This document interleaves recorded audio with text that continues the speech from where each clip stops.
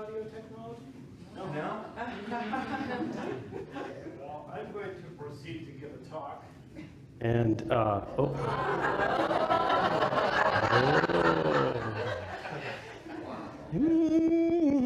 right. All right. Thank you. Many people have put a lot of effort into making it so that we have the ability for people to hear and see what we're doing here together. And so I just want to express my gratitude for everyone who's invested in that.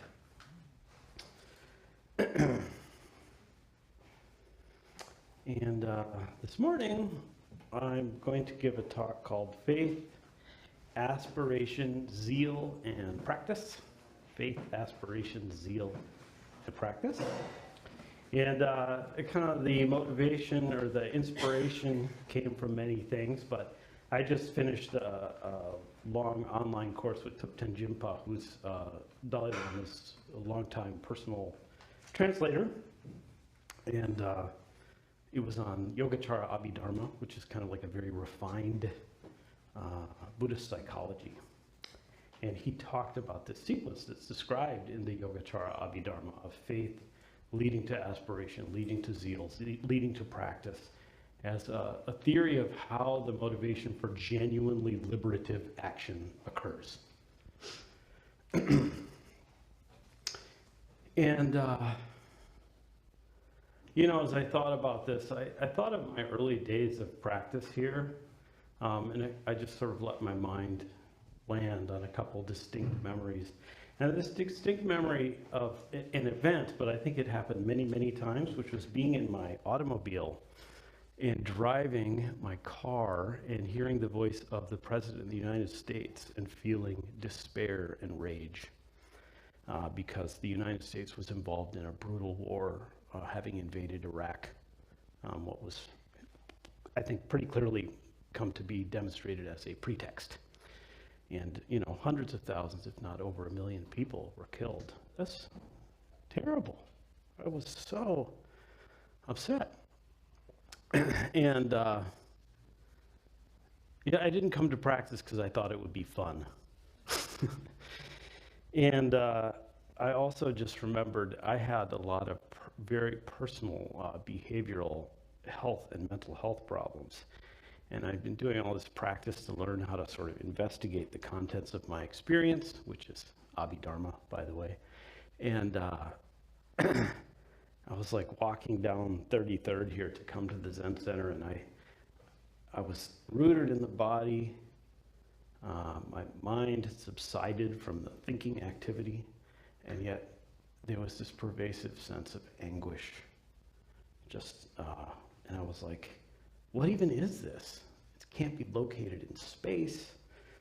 And it was hard, but I got close to it. It was a matter of seeing a kind of a truth of my experience. And what I can say is this, when I look at this idea of faith, aspiration, zeal, and practice, I'm like, that's actually what happened to me. That has like occurred in my life. And nowadays, I'm much more politically engaged than I was when I was really mad at George Bush. And I'm also much less miserable. So these are two things I feel pretty good about. So in simple terms, just to really sum up what this will be, you know, faith essentially will be described here in Buddhist terms, which is the belief that there's the possibility for people to manifest liberative qualities like compassion, energy, wisdom, kindness, humility. That belief that it is possible, that is the faith of the tradition fundamentally. And that from that, an aspiration can arise that, like, I would actually like to have those things be present. Things like compassion and wisdom and kindness and humility and non-attachment. And from that, a zeal can arise, which is an energy, instead of being like, oh, I have to do things because things should be something else that I've figured out. We just feel this joyful ability to engage in creating those conditions so that there can be compassion, kindness, humility, energy, wisdom, tranquility, harmony, and then we figure out something to do to manifest that. Actually, we can figure out lots of things to do. People figure out all kinds of things to do. The great genius of nonviolent Buddhist action in Thailand, Sulak Shivaraksa, said, the ways to manifest nonviolence are vast. Everyone can find their own way.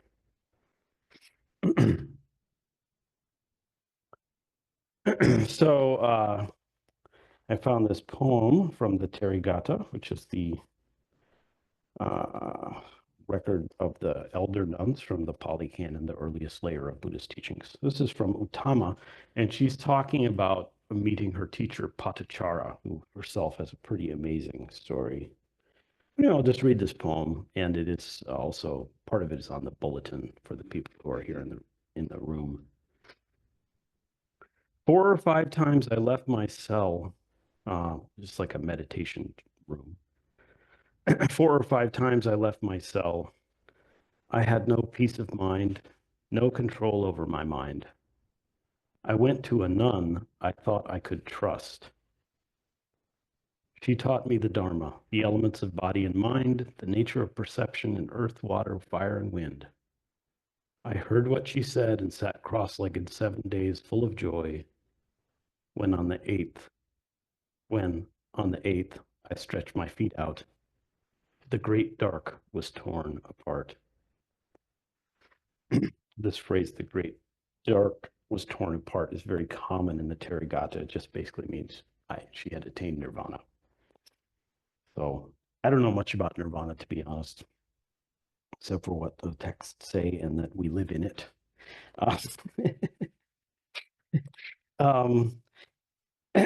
But what struck me about this is that she went to a nun she thought she could trust. She just found someone who inspired her and said, oh, I could do that. That's the idea of this tradition, is people together, collectively, warm hand to warm hand, mind to mind, passing down and manifesting something that is about freedom from suffering, liberation, healing, patterns of harm. So, I know many people right now seem to be pretty upset. I've heard quite a few people pretty upset about the election.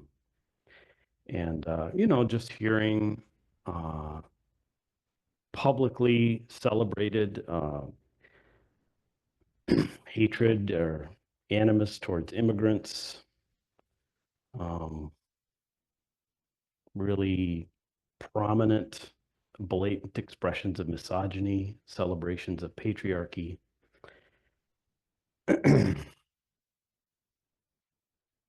But even if that's not what's on your mind, people suffer.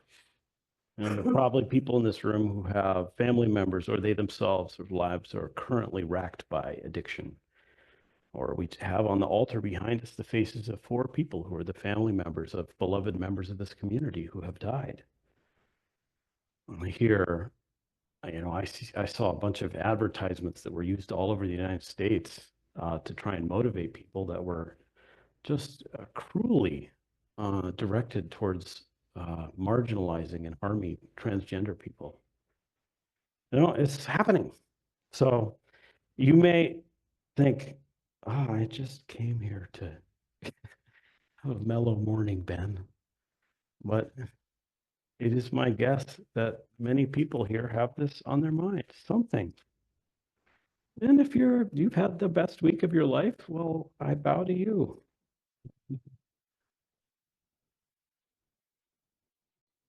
But this talk,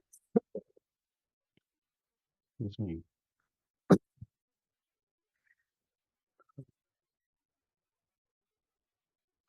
This talk is really about, can we get clear about what we can do and how we can do it? And how can we generate an energy that is really beautiful and joyful and liberative for everyone? I mean, arguably, that's what all the talks. People say Zen teachers always give the same talk, and I'm probably qualify. So, uh, now I'm going to talk about these parts. Faith. So we have faith, aspiration, zeal, and practice. Faith. So faith is defined various ways. I'm going to use some of the ones from the Abhidharma. And the Abhidharma tradition really is like they've scoured through the whole body of Buddhist literature and they just try and say, well, how can we compact the theme? So one of the most basic definitions that run throughout this is the idea is to admire what is beneficial in a person. That's faith. So to really see someone and be like, that is wonderful. That is possible. It must be possible because they're doing it, right? So this may sound kind of, you'll be like, well, faith, is that faith? Well, that's how we're using the term. That'd be one way to look at it. So the term, the most common term in Sanskrit for this is shraddha. So to admire what is beneficial in someone. This is related to the kind of underlying faith of the Buddhist tradition, which is that there's suffering and you can do something about it. So the faith part is you can do something about it. Liberation is possible. People can manifest liberative things like compassion, wisdom, humility, kindness, joyfulness, energy, tranquility, equanimity, nonviolence. So Asanga, who's one of the great Abhidharma, Yogacara Abhidharma teachers, defines faith like this. It is trusting, admiring, or emulating what exists, has qualities, or has ability. They really are great with language. The point is this: trust, admire, emulate something that actually exists that is beneficial. So that part of like it actually exists may sound different than some views of faith that some people may have encountered in the past. Vasubandhu defines it, faith is a belief, aspiration, or clarity of mind towards karma and its effects, the Four Noble Truths, and the Three Jewels. So these, I could unpack this for a long time, but just to be simply saying that what we do matters. To say that you understand karma and effects is basically about understanding that what you do matters, and in particular, the ethical quality of what you do is what matters the most.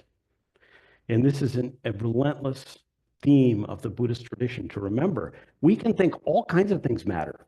Getting new telephones or having a cooler automobile or getting other people to think the way we think or whatever it is. But at the bottom, what is most important is the ethical quality of what we choose to do moment to moment. That is what creates the world we live in. That's the theory of karma. That's really what the Four Noble Truths is based in, because if that is true, then we can plant seeds that will create a world that is of liberation. And the three jewels of Buddha, Dharma, and Sangha, just having some trust that these teachings and this community can support us in doing that.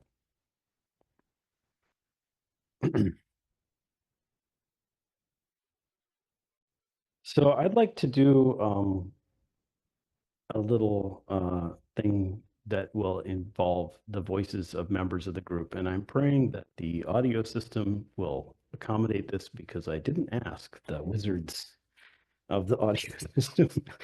So, so what I would like to do is invite you to arrange your body in some way that you think is conducive to meditative attention. And you don't have to get too fancy here, but we'll just be here for like 5 minutes.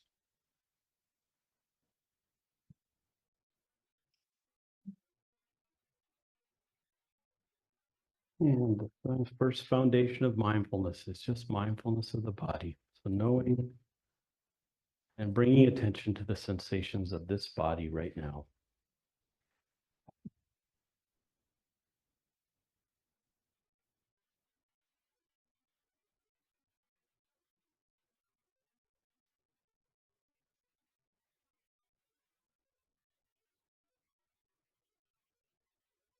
And then just inviting you to touch whatever feeling or emotion is present. You'd like to name it with like one word or two, maybe three.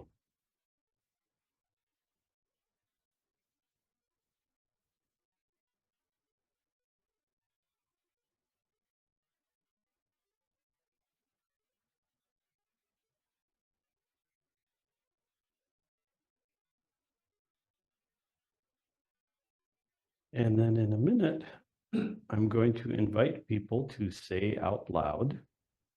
And I invite you, when you say it out loud, to say it in a full voice so that everyone can hear it. A quality that you have seen someone manifest that you would like to emulate. And we're looking for single words.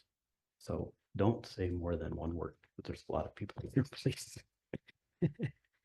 Just saying out loud a single word describing a quality that you have seen someone manifest that you would like to emulate because you'd like to see it in the world. And I want to start by just having people in the room, and then we'll do that for just like a minute or two, and then I'm going to see if there are people online who would like to share. And it may be a little bit cloudy because there's a lot of people, so if there's an overlap, you could just pause and we'll figure it out. So please say a quality out loud that you have seen someone manifest that you would like to emulate.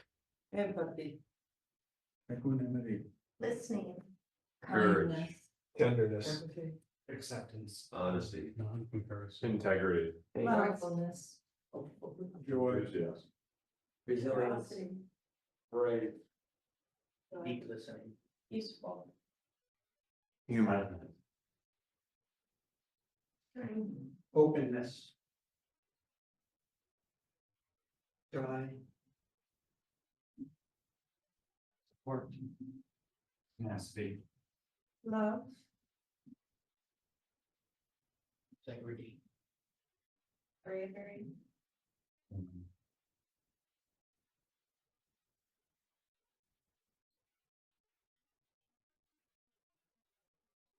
All right, I'm gonna invite the people in the room to non-speech, and then see if people online would like to speak.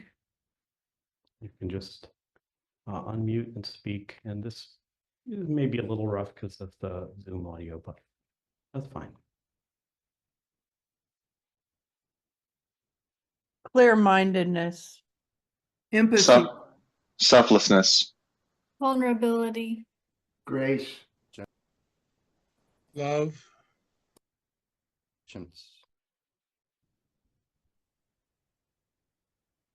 equanimity,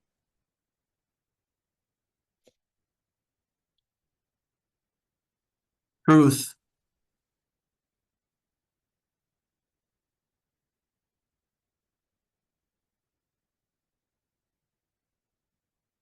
All right, well, let's just let the words subside.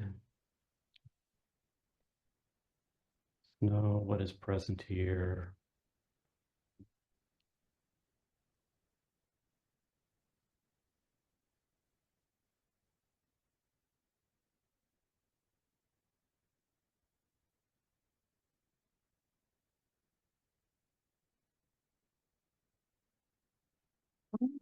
Thanks. You can kind of reorient yourself to a more conventional way of being in the group. Feel free to adjust your posture or whatever. It's good. Well, thank you for that.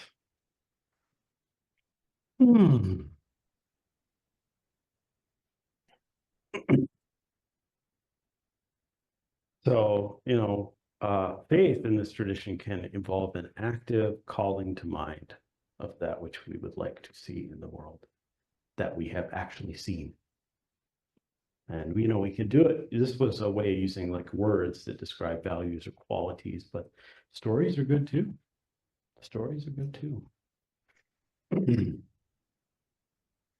I just want to talk about another kind of faith, though, that's pretty important, I think, in the Zen tradition, which is faith that doesn't have any ideas or object or anything whatsoever. It's just the state of not being in disagreement with what is. So when we come here in the morning and we chant the Heart Sutra 5 days a week as an homage and a worship of Prajnaparamita, what we are doing is we are trying to cultivate profound trust that everything is completely ungraspable and that's okay. And that can be a little bit of a hard, I don't know. I don't think whoever came up with this was a salesman. But it's not that far from what we're talking about, because the idea isn't to make yourself compassionate or to make other people humble. It's to recognize that those are possible. And in this moment, plant a seed that is conducive to those phenomena arising. It's not about controlling. And it actually, strangely, I would argue it's not about fixing something that is broken. Even though it may feel profoundly broken at times.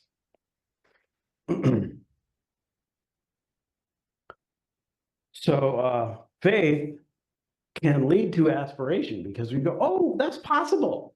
And then instead of being like, well, that's great, Dalai Lama is wonderful, I'm just going to keep being a jerk. I want to do that. The hope is then you go, wait a minute, I want that to be there. I aspire to put my energy into creating these conditions.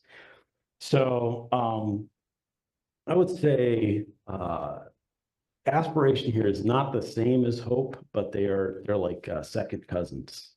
Maybe they're even siblings, because hope generally has a clear object, or I think it contains for people an idea that you'd be like, oh, I hope something else happens. Here, aspiration is just believing that something is possible. So giving your energy to that possibility, which is why is this important for liberation? Because people have devoted their energies to liberation for thousands of years, and still terrible, harmful things happen. If we're caught by hope, it's too painful. I've seen countless people give up in the struggle for liberation because they're caught by like, why am I not getting what I want? Why is the world not what I wanted? But if we can return rather from hope to aspiration, the energy for liberation can always be there, not dependent on conditions. This is why the unconditioned is such a fundamental part of the idea of the Buddhist path, although I shouldn't get into that. Okay, so yeah, sometimes we'll say aspiration is about knowing the North Star is there and moving towards it. You don't think you're going to get there. That's the direction. So last night I went to an event at Calvary Lutheran Church, which was a debut screening of a movie that will be aired on PBS in February that was called Race, Religion, and Reconciliation. And I was heartened by the way that a lot of the themes of the movie were about reparation, which if you want reconciliation in a broken relationship, there needs to be repair. Anyway, it was just, I'm just going to say it was really wonderful because I have a bunch of friends who are in the movie.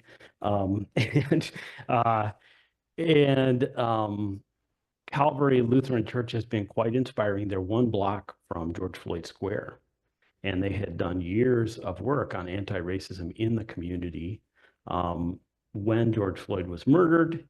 And they have done amazing things since then, including selling their church so that now it has 41 units of deeply affordable housing and supportive housing for formerly homeless people.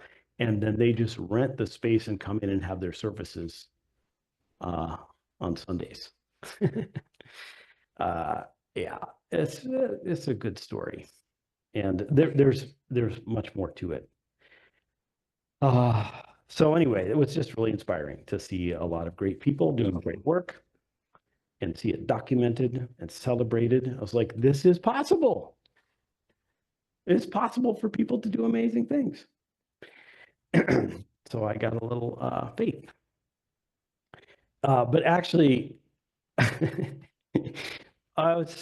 something happened was during the movie, Samuel Barber spoke, who's really amazing, and the Reverend Samuel Barber. Wait a minute, do I have the name wrong? Because there's a composer named Samuel Barber, the amazing Reverend. Okay, I'm sorry. He's amazing. And towards the end of the thing, you know, it gets kind of boring to always quote Dr. King, but he was really good at giving the message. And in it, he says, despair will be there.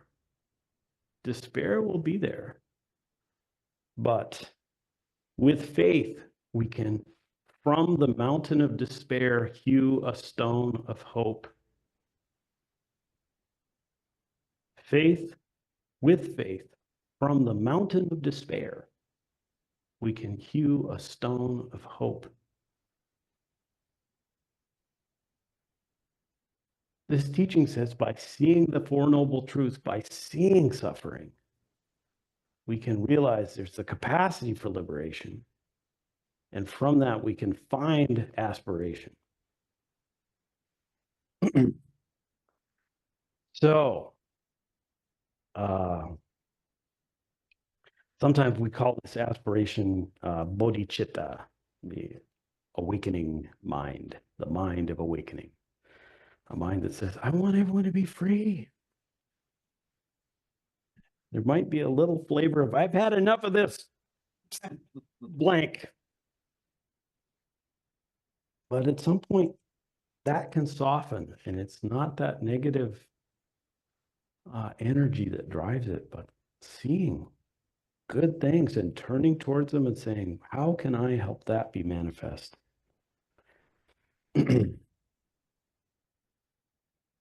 So faith leads to aspiration, which leads to zeal. Ooh, zeal. Sometimes people translate, they're probably talking virya here, which means is often translated as energy.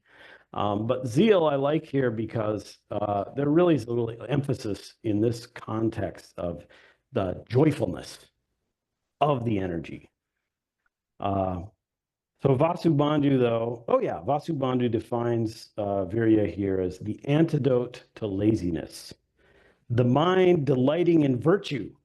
Delighting in virtue. It's not like, oh, God, I got to step meditation again. I guess if I do 15 minutes of meditation, I'll be less mean. No, it's delighting. We get to practice together. That's amazing. I have spent years cultivating relationships with people, and now when I see them, I get to hug them. What more?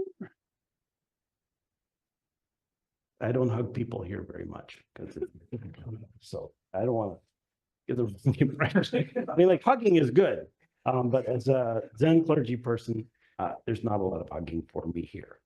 Go somewhere else. You can hug each other, but I do think it's nice to ask. Yeah, nice to ask. People's bodies are sacred. Their feelings of what those are important to them, and they should be important to all of us.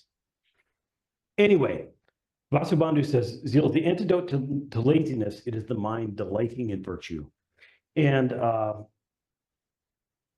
I just want to say laziness is very interesting because it's got quite popular in Tibetan context. Whatever term they're using in Tibetan, they translate as laziness. And you might think, oh, come on, man, I just watch TV. But laziness here, Jimpa in his exegesis on this was very specific. He's like, laziness means not being focused on liberation. So actually, if you're running around frantically trying to do something that's not conducive to liberation, that is being lazy. So the energy here that is non-lazy could be it is not lazy to come here during Rohatsu and sit during your breaks and do absolutely nothing and just look at the lake for 20 minutes without moving. That is not lazy. What would this world look like if more people had the capacity to just stop and be at peace with what is and not be trying to get something or fix something or control something or dominate something? If we want this to happen, are you just going to wait for someone else to embody it? You can embody it.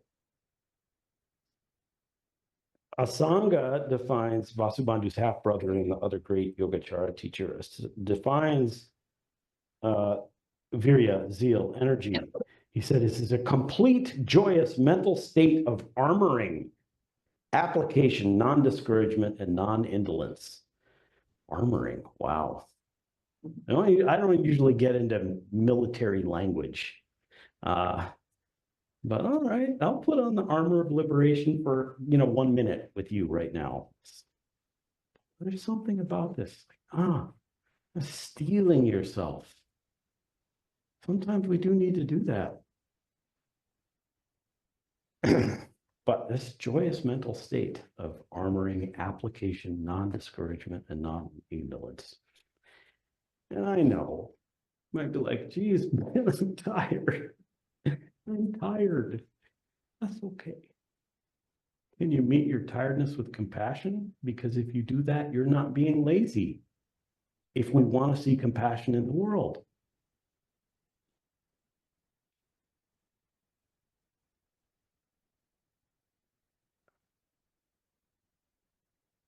Meeting what has arisen in this moment with the qualities which we'd like to see in this world.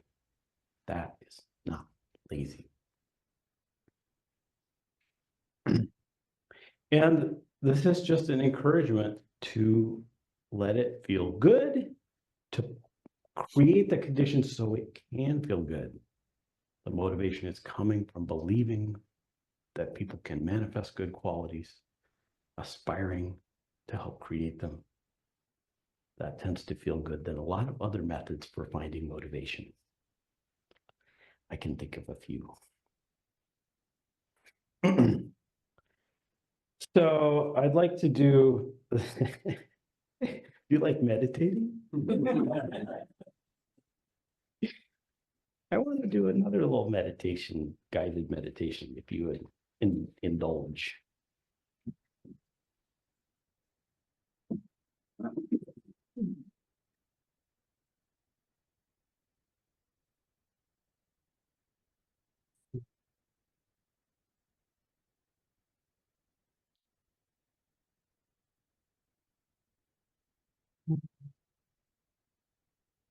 Again, the body. Just noticing, caring for the body through attending to it.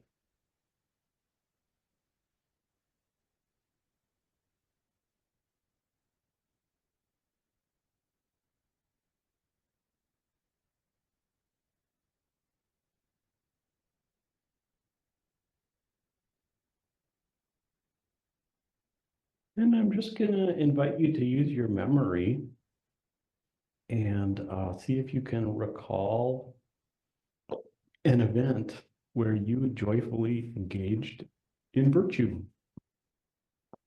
Just were doing things that were conducive to compassion and kindness and energy and joyfulness and connection. And you did it joyfully. Let's see if you can remember such a time.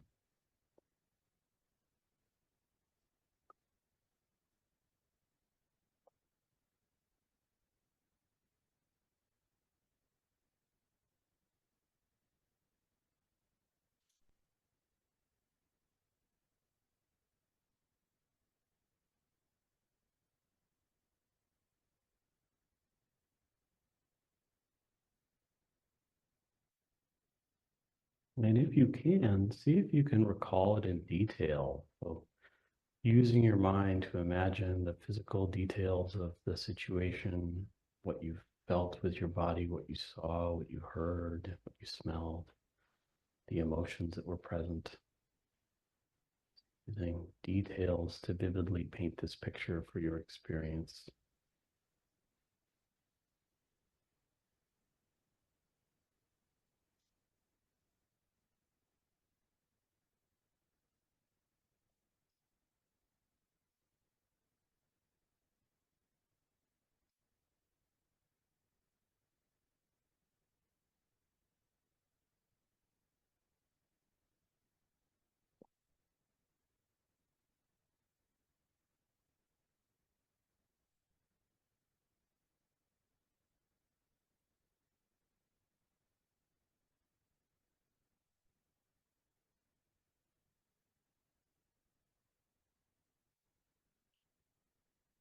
Let's see if you can let this imagination go. Rest in what is here.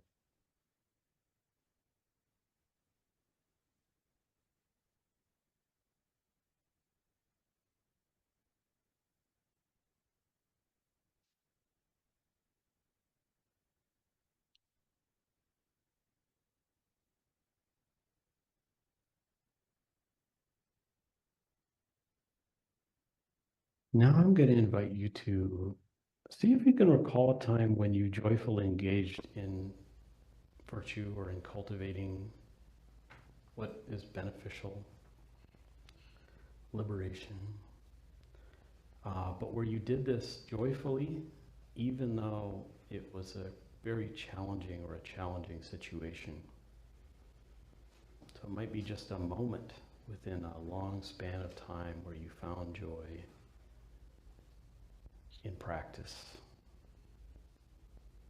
even though things seemed really hard.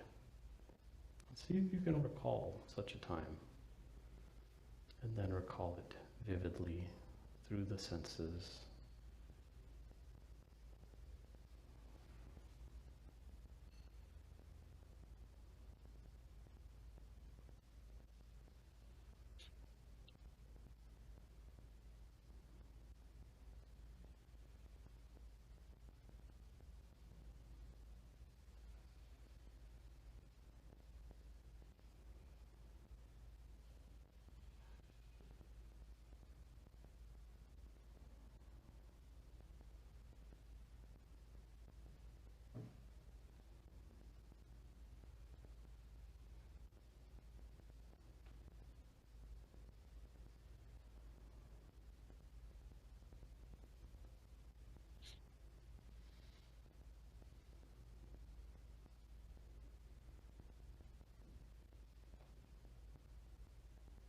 I'm just going to invite you to let the imagination go.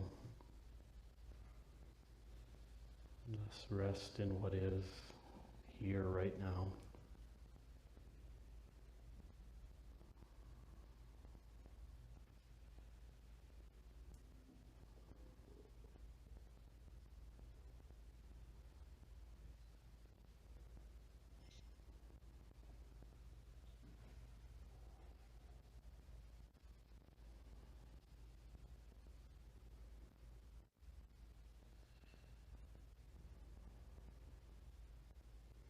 All right, well, thank you. Let me just invite you to adjust and release that particular concentration.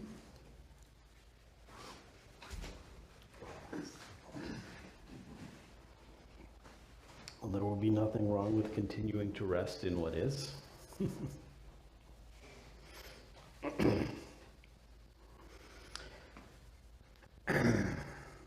So, faith leading to aspiration, leading to zeal, leading to practice.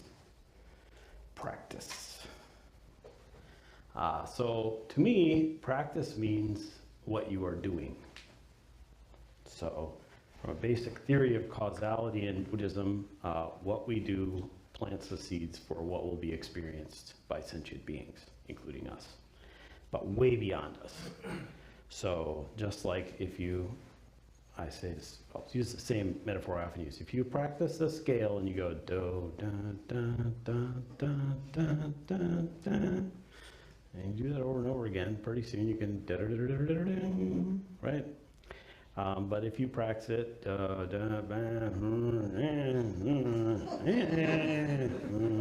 pretty soon you can. So what we do creates what will be. That is, now you can, we can spend a lot of time unpacking the truth to that or not. That's a big, big, wonderful topic. But here, I'm just saying that's the basic idea. So practice is what you're doing. So the nice thing, then practice often contains kind of the connotation of practice for liberation when we're talking about it here. So say practice does just mean what you're doing, but we often mean, practice that is conducive to freedom from suffering. So there's beautiful qualities manifesting. I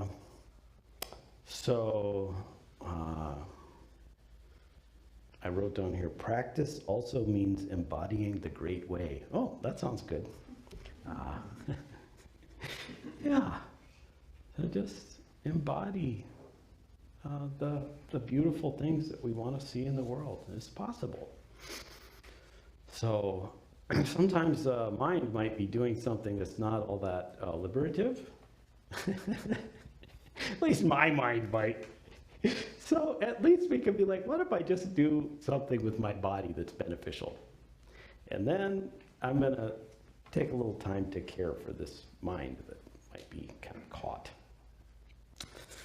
So some people, I think, I hear people occasionally say something like, well, I haven't been practicing or my practice hasn't been good. And what they mean is they are meditating or not meditating or how much they're meditating or what their meditation is like.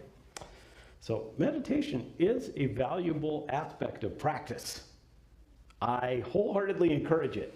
If you look at the Buddhist textual tradition, there's an enormous emphasis on the power of taking time to just sit, generally in an upright posture, if that's possible for the body, and use various means, although in our Zen Center we use pretty simple means, to engage in liberation through this very kind of simple approach.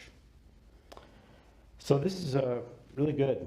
I encourage you to do it. And then you might be like, but there's all kinds of other things. There may be people in this room who think, there's so many things that have to happen. What can I possibly do? Yes. Well, apparently, I also wrote this down. You can't do everything. So, you can't do everything, but you can do something. Yeah. And the Buddhist tradition is replete with people whose approaches to liberation are various. In the earliest layer of teaching, different kinds of teachers just have different things they emphasize. But later, and especially when we get to the last chapter of the Flower Garland Sutra, it's all kinds of things. Hugging people. I don't know why that's the theme today. I don't know. But unconscious surfaces into the conscious. Anyway,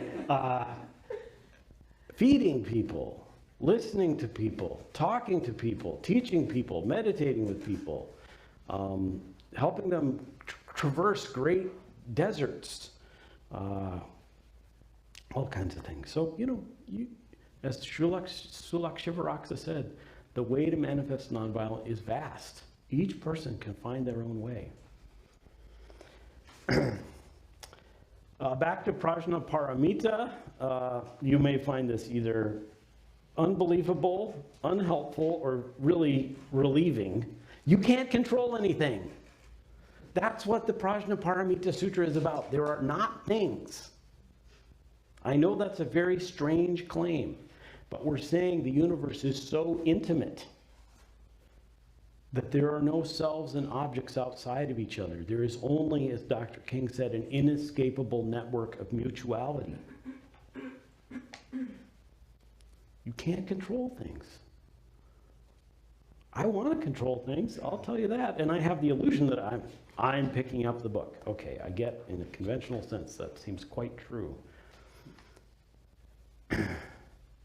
But in this tradition, what we're saying is the quality with which I pick up the book, the motivation that creates my picking up of it, is what actually plants the seeds for what will be experienced.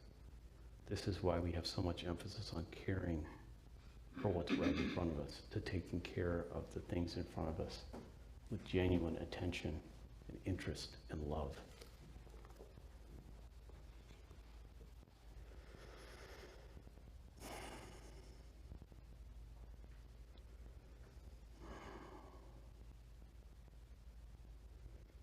So, I just encourage us all to look around for sources of faith, people doing good things.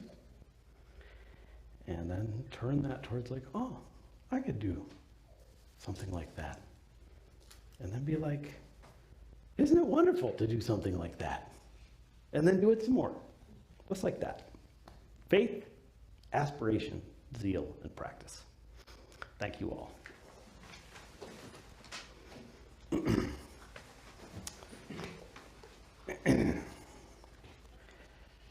All right, so we have a little time for other voices. Questions are welcome, or brief reflections. We cannot use the hand raise function, I think, or I can't see it. So if you're online, you're just going to have to jump in, and we're kind of figuring out how this is going to work. So if it's glitchy for online folks, bows to you, and we'll try and sort out how to do this well as we go. All right, other voices. Good morning, Ben. Good morning. Okay. Before you even mentioned the hugging in your discussion, I was feeling very inspired by your talk, and I was thinking, oh, I need to go give Ben a hug after this talk.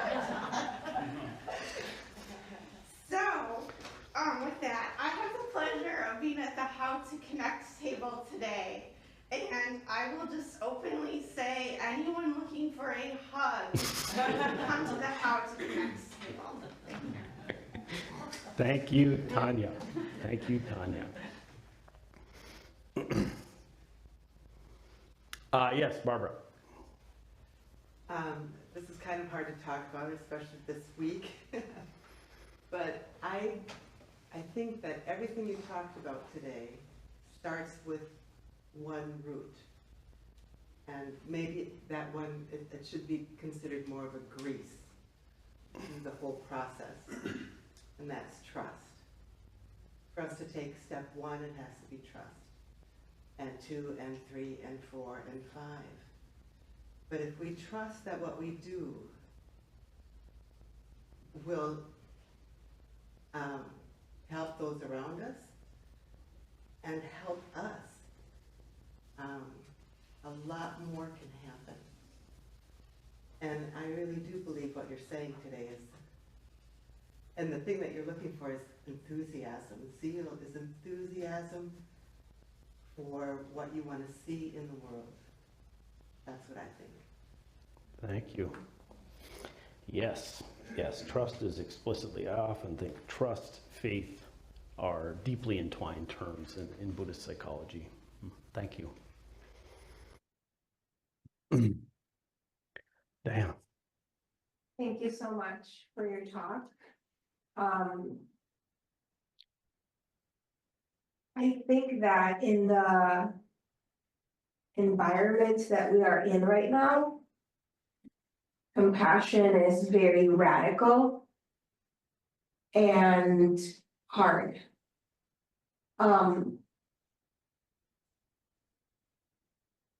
And I accept the challenge.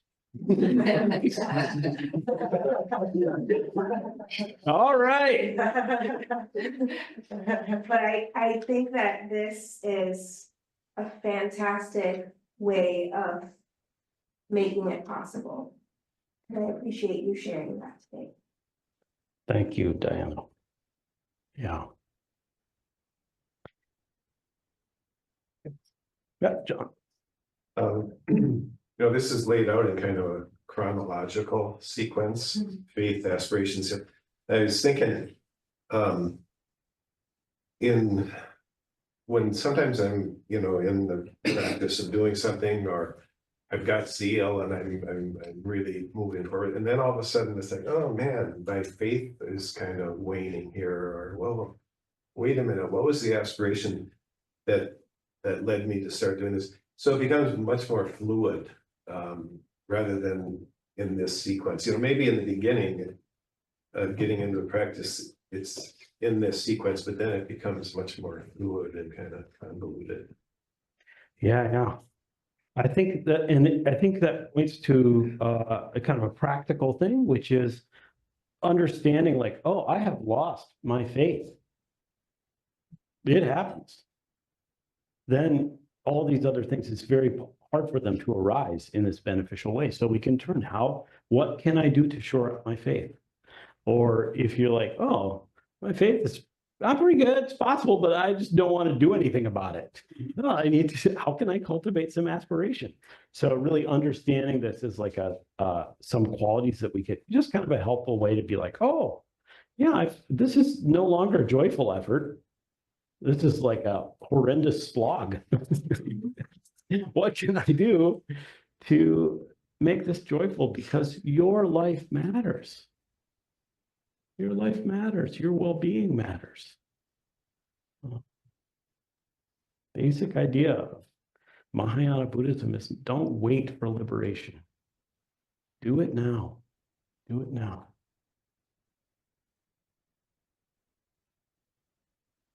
Are there online folks who would like to say or ask anything?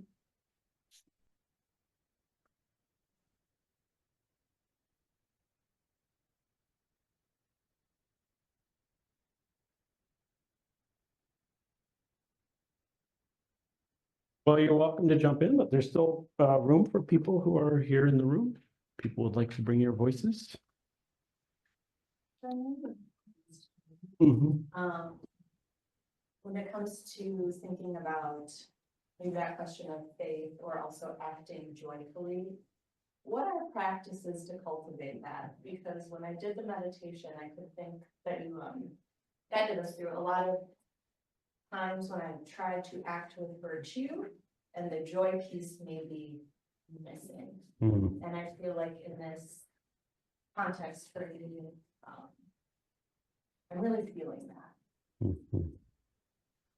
Yeah, thank you. Thank you. It seems very real. I can identify with that. And what I can say is, one, sometimes it helps to just sort of realize it's kind of like that North Star. This matters. To find a way for this to be more joyful would be good for me and for the world. And so then there's a process of personal discernment about what it should be. So we kind of start there, be like, oh, what would that be for me? Because we're all quite different. And then the other one is try and be, we use mindfulness to notice what's actually going on, and notice even if there's that fragment of joy, be like, oh, what was that?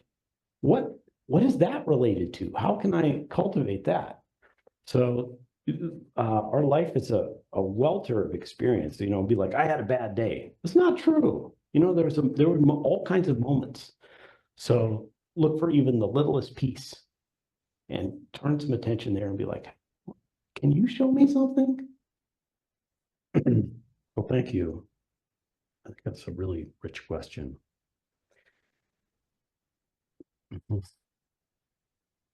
By the way, we're supposed to introduce ourselves when we give talks. I'm looking at the other teachers here. My name is Ben Connelly. If I say it now, I remember later. And maybe my colleagues will be like, oh yeah, we got to do that. Well, I'm realizing we're probably at the end of time. So, it's been wonderful and heartening to be with you. This is a group of people where I find inspiration and support, and I hope we can mutually support each other in cultivating the kind of world that is possible. And that is already being manifest by many people. So thank you all.